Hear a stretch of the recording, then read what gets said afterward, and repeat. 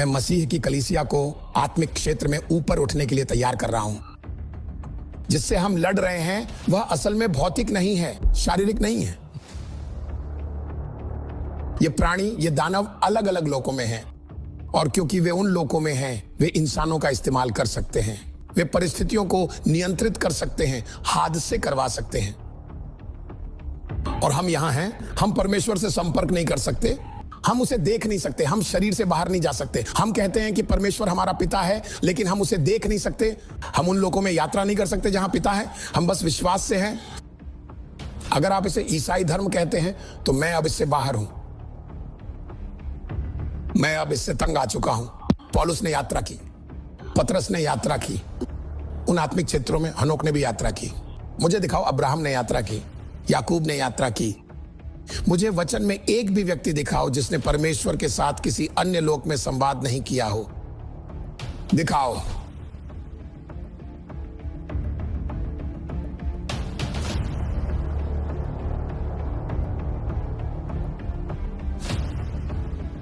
क्या आपको लगता है कि मैं यहां जो कर रहा हूं वह गलती से है?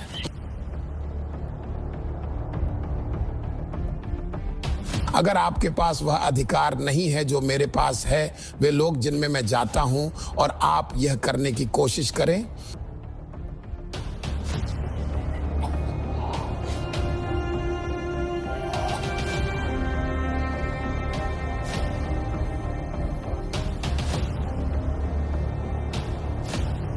नहीं नहीं नहीं, तुम्हारी आंखों की आग मेरी आंखों को जला रही है।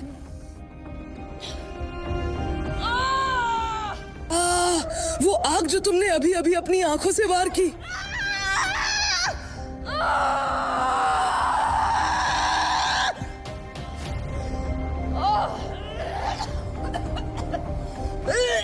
हम सब सेना हैं,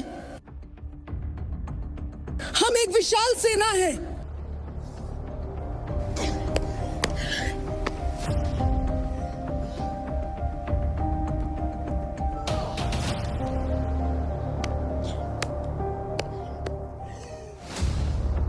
खड़े हो जाओ, खड़े हो।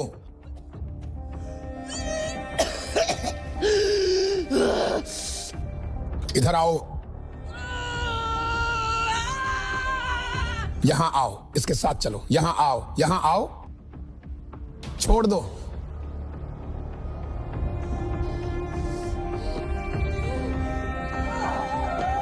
मुझे अपनी उंगली दो, मुझे अपनी उंगली दो।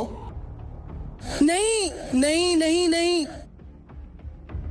अगर मैंने ये अंगूठी नहीं उतारी तो वह कभी आजाद नहीं हो पाएगी। हम एक विशाल सेना है।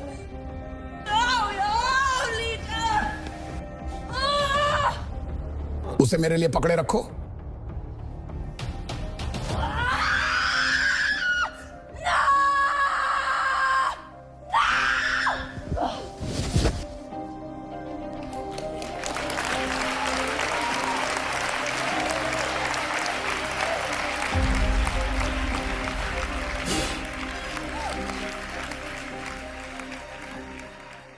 Perfect afternoon.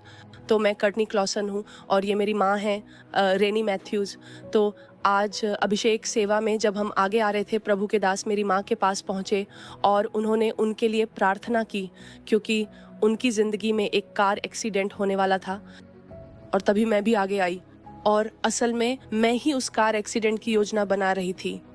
मैं अपनी कार चलाने की योजना बना रही थी, क्योंकि मैं गंभीर डिप्रेशन से जूझ रही थी और मैं अपनी कार को ट्रक में ठोकने का सोच रही थी। यही मेरी योजना थी। मुझे परवाह नहीं थी कि मेरे साथ कार में कौन है, मैं मर जाऊं, इतना ही था। यही मैं करने की योजना बना रही थी।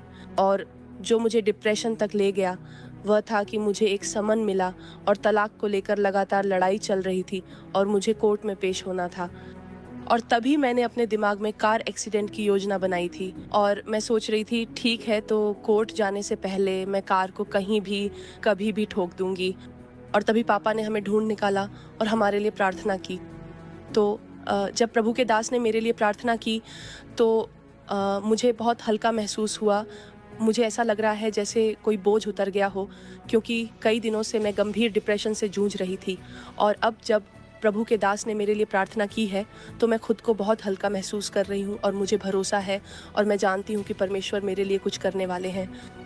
मैं कहना चाहती हूँ पापा, आपकी प्रार्थनाओं के लिए बहुत धन्यवाद पापा जॉन। हमारे जीवन में पहरेदार बनने के लिए भी धन्यवाद और हमारा ख्याल रखने के लिए और अपनी भेड़ों के लिए अपना जीवन समर्पित करने के लिए।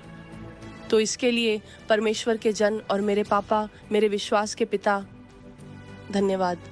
मैं आपको धन्यवाद देना चाहती हूँ। हमें नहीं पता हमारे पास क्या है। ईश्वर ने हमें महान परमेश्वर के जन से आशीषित किया है, उन्होंने हमें आशीषित किया है। तो मैं बस यही कहना चाहती हूँ पापा, हर चीज़ के लिए धन्यवाद। Good afternoon. मैं बस ये कहना चाहती हूँ परमेश्वर की महिमा और स्तुति हो और धन्यवाद पापा आपकी स्तुति के लिए और हमेशा हमारा ध्यान रखने और आत्मा में हमारी रक्षा करने के लिए। पिछले 2 हफ्तों से मुझे लग रहा था कि मैं ज़्यादा दिन नहीं जी पाऊंगी।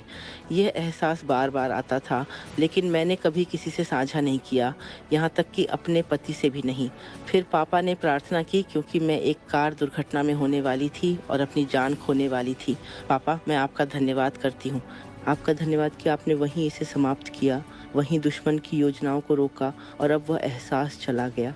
अब मैं वैसा महसूस नहीं कर रही, हल्का बेहतर महसूस कर रही हूँ। तो मैं बस यही कहना चाहती हूँ उन लोगों से जो वही कुछ झेल रहे हैं जो मैंने झेला है, कि यहाँ उम्मीद है और इस घर में असीम शक्ति है।